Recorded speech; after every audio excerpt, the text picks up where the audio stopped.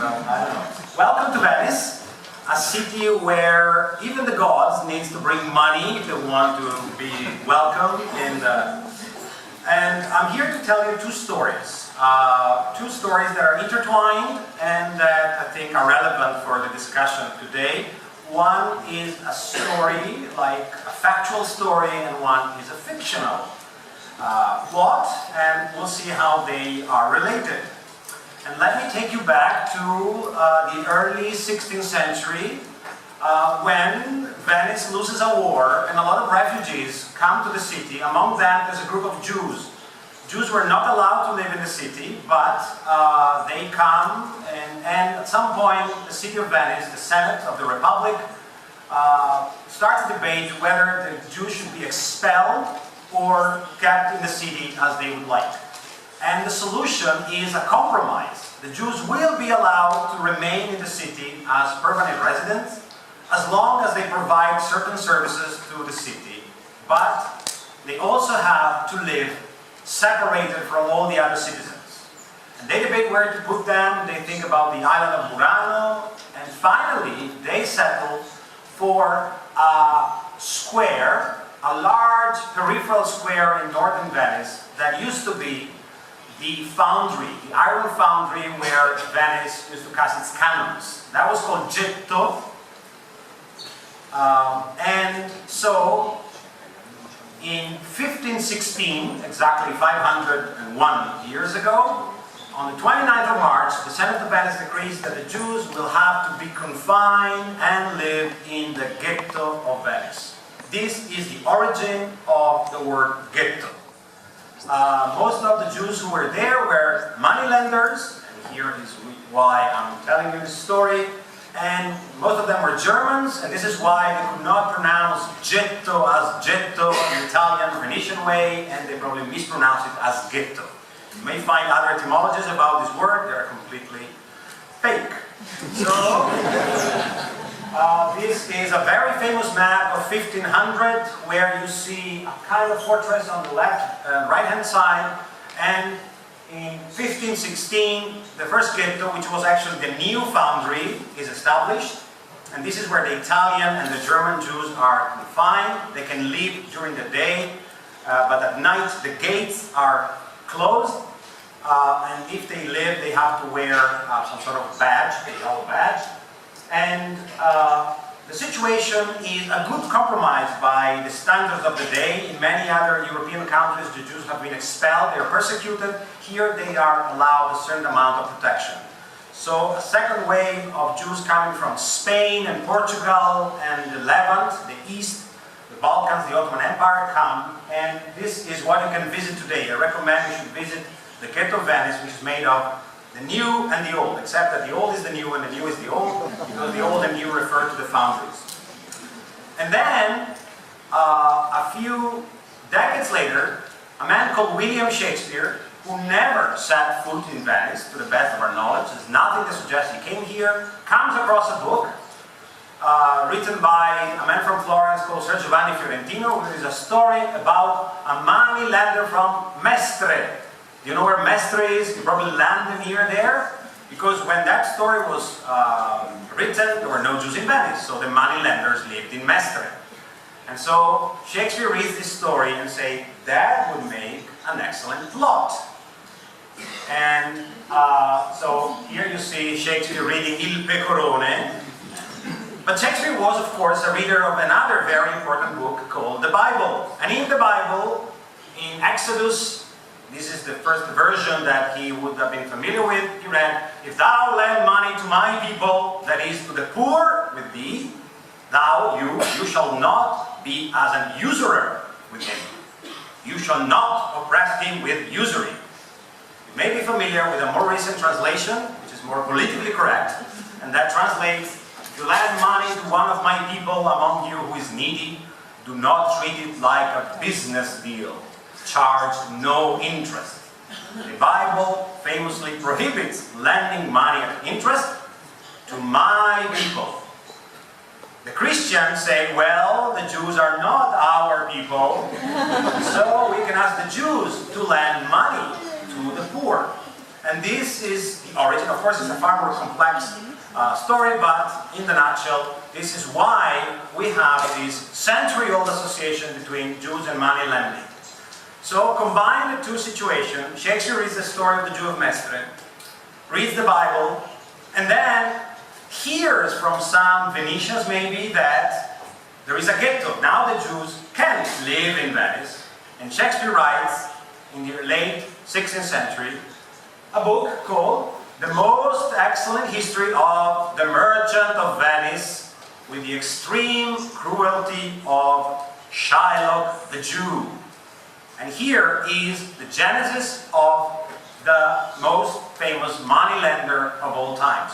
With all due respect to the people here, I think that Shylock, who which is not a Jewish name, it's an English name, but that's a different story only for the philologists. Fictional as he is, he has remained the most famous moneylender of all times, the most famous Venetian Jew of all time, even though he never existed. And so now we're here to explore the difference between fact and fiction. As you may know, Shylock is even a noun in the English dictionary. To be a Shylock is to be a usurer, someone who charges interest. But what did the moneylenders of Venice, coming from Germany, these Jewish moneylenders, were actually supposed to do?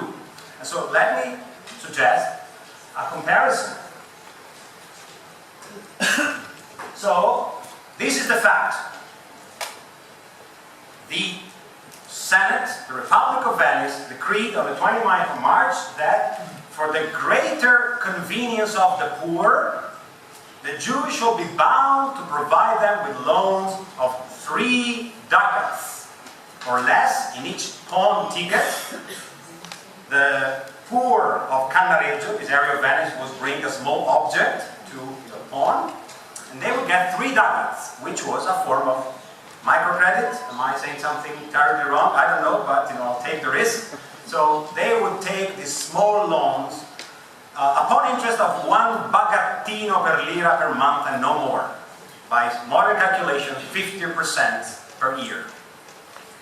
Shakespeare didn't know that, but he decides that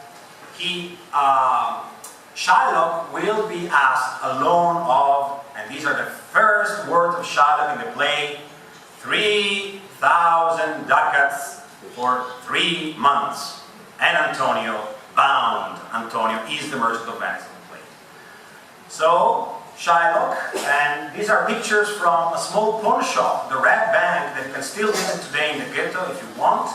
So this is where the Jews, the real Jews of Venice, were supposed to give these small loans to the impoverished population of Venice. And in the fiction, this form of microcredit instead becomes a form of macro or very large loan. So what happens next? We're going to hear the discussion between Shylock, the moneylender, and Antonio, thanks to an actor. An actor, an artist, Leonardo da Vinci.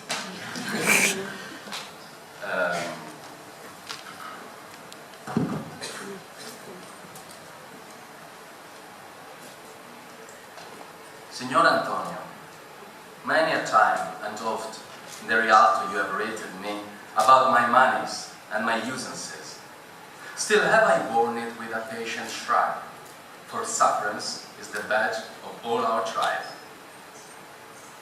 You call me misbeliever, cut-throat dog, and spit upon my Jewish gabardine, and all for use of that which is mine own. Well then, it now appears you need my help. Go to then. You come to me and you say, Shylock, we would have monies. You say so, you that did void your rheum upon my beard, and foot me as you spurn a stranger cur. Over your threshold, money is your suit. What should I say to you? Should I not say, had a dog money? Is it possible a cur can lend 3,000 ducats? Or shall I bend low, and in a bondman's key, with bated breath and whispering humbleness, say this: Fair sir, you spat on me on Wednesday last, you spurned me such a day, another time you call me dog, and for these courtesies I lend you thus much monies. I am as like to call thee so again, to spit on thee again, to spurn thee too. If thou wilt lend this money, lend it not as to thy friend, for when did friendship take a breath of barren metal of his friend? But lend it rather to thine enemy, who if he break, thou mightst with better face exact the penalty. Why, look you how you storm! I will be friends with you and have your love. Forget the shames that you've stained me with. Supply your present wants. Take no doit of usance for my money, and you'll not hear me. This is kind of my offer. This were kindness. This kindness will I show. Go with me to a notary. Seal me there, your single bond, and in a merry sport, if you repay me not on such a day, in such a place, such sum or sums as are expressed in the condition, let the forfeit be nominated for an equal pound of your fair flesh, to be cut off and taken in what part of your body please you.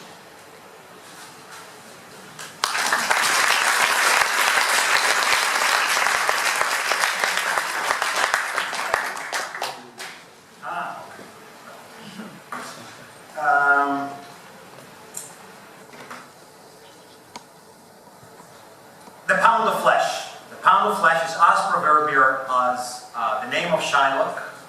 This is the legacy of. Sorry, you took my. Yes. Leonardo took my notes. What we learn from this dialogue that Antonio hates Shylock because he's Jewish, and he hates him because he's a moneylender. He hates him because he needs him.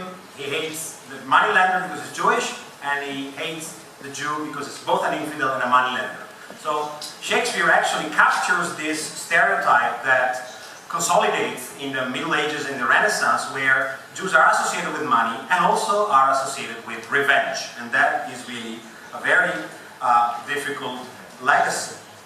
But there's another comment that one can make in the brief time we have here, is that there is never, from the literary point of view, but maybe it's general, a pure financial transaction that is not mediated by cultural prejudices, expectations.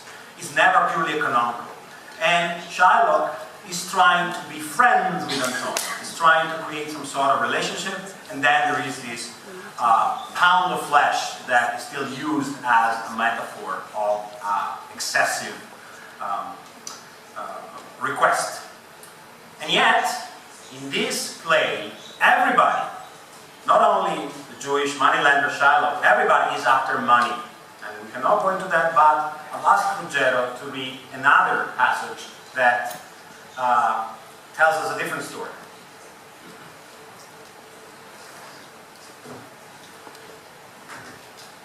Your daughter spent in Genoa, as I heard, one night 80 ducats.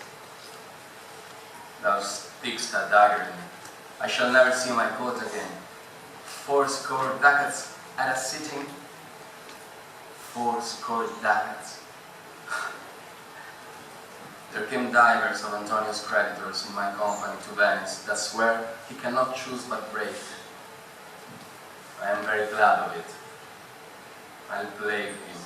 I'll torture him. I am glad of it. One of them showed me a ring that he had of your daughter for a monkey. Ouch upon her, thou torturest me double. It was my turquoise. I had it of Leah, where when I was a bachelor, I would not have given it for a wilderness of monkeys.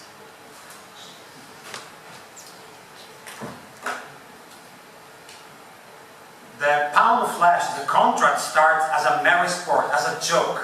But Shylock becomes very angry because his own daughter Jessica has eloped, has escaped, and has converted to Christianity to marry Lorenzo, and they have run away with Shylock's money.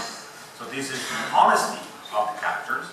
And he finds out that his daughter Jessica has given away a ring that belonged to her dead mother, Leah.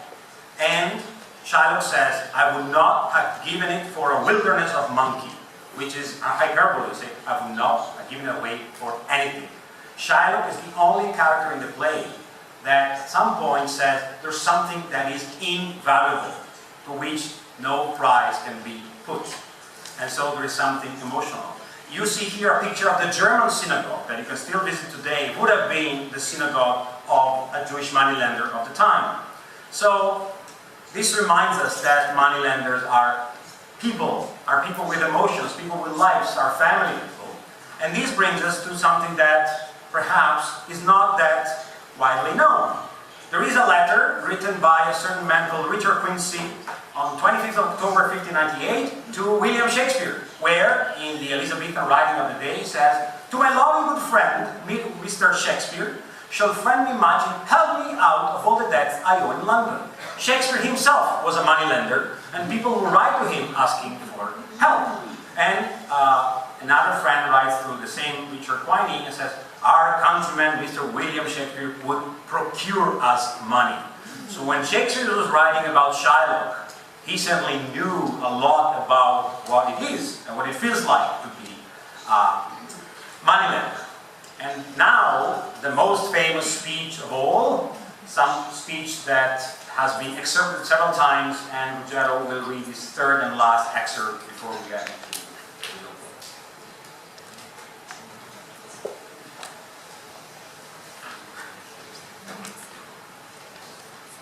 To bait fish with all. If it will feed nothing else, it will feed my revenge. He had disgraced me and hindered me 500,000, laughed at my losses, mocked at my gains, scorned my nation, thwarted my bargains, cooled my friends, heated mine enemies. And what's his reason? I am a Jew. Had not a Jew eyes? Had not a Jew hands, organs, dimensions, senses, affections, passions, fed with the same food, hurt with the same weapons, subject to the same diseases, healed by the same means, warmed and cooled by the same winter and summer as a Christian is? If you prick us, do we not bleed? If you tickle us, do we not laugh? If you poison us, do we not die? And if you wrong us, shall we not revenge? If we are like you in the rest, we will resemble you in that. If a Jew wrong a Christian, what is his humility? Revenge. If a Christian wrong a Jew, what should his softness be by Christian example? Why revenge? The villain you teach me, I will execute, and it shall go hard, but I will better the instruction.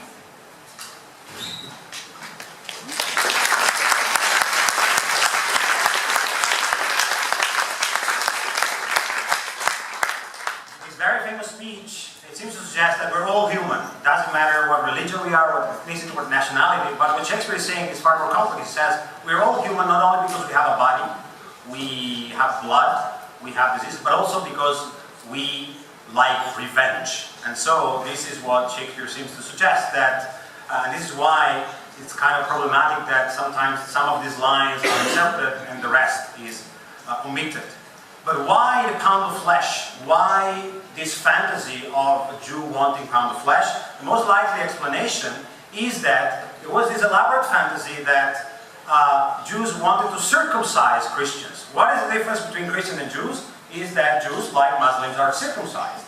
And so when we read that Shylock wants to cut a pound of flesh from near the heart of the merchant Antonio, he's reading literally what Paul, the founder, the real founder of Christianity as an organized religion, said, you should be circumcised in the heart. So this is probably a very elaborate fantasy that we have forgotten because we have forgotten theology by and large. And Shylock over time becomes from a villainous character, a bad guy that people were probably laughing at, a humane character. And this is mostly because of an actor called Henry Irving, who was the first in the 19th century to say, Shylock is not the bad guy. I look upon Shylock as the type of a persecuted race, almost the only gentleman in the play and the most ill-used. Now, without taking too much of your time, I want to call attention to the fact that Henry Irving had an assistant, a secretary, who wrote that every time Henry Irving became Shylock, he had a kind of bodily metamorphosis, and his lips thickened and he became almost a monster. This secretary called Bram Stoker, and he's better known because he wrote quite a famous book called Dracula, where he describes Dracula in the same way in which he described his boss, Henry Irving, being Shylock. And since then, the idea of the moneylender as a vampire and as someone who sucks your blood when he needs to give you money back has continued and continues to this day. Here you see, I would have brought you, tons of images, but sufficing to have one from Nazi propaganda, where you see this idea of the Jew that wants to kill people and drink their blood, and a very recent cartoon that was circulated in some political circles in our country, where the bad banker is profiled as a vampire, and very few people are aware of that connection. In conclusion, my last image is one that brings us to last year, 2016. Last year we commemorated 500 years of the creation of the Ghetto of Venice, and also 400 years of the death of Shakespeare. And for the first time in history, The Merchant of Venice was staged in the ghetto by an international multi-ethnic company called Colombari that is now touring around the world. So there is this idea that Shylock, as the prototypical, the archetypal moneylender, continues to morph, continues to change over time. And in conclusion, it should not come as a surprise that we are going to find Shylock in the future now. Thank you very much.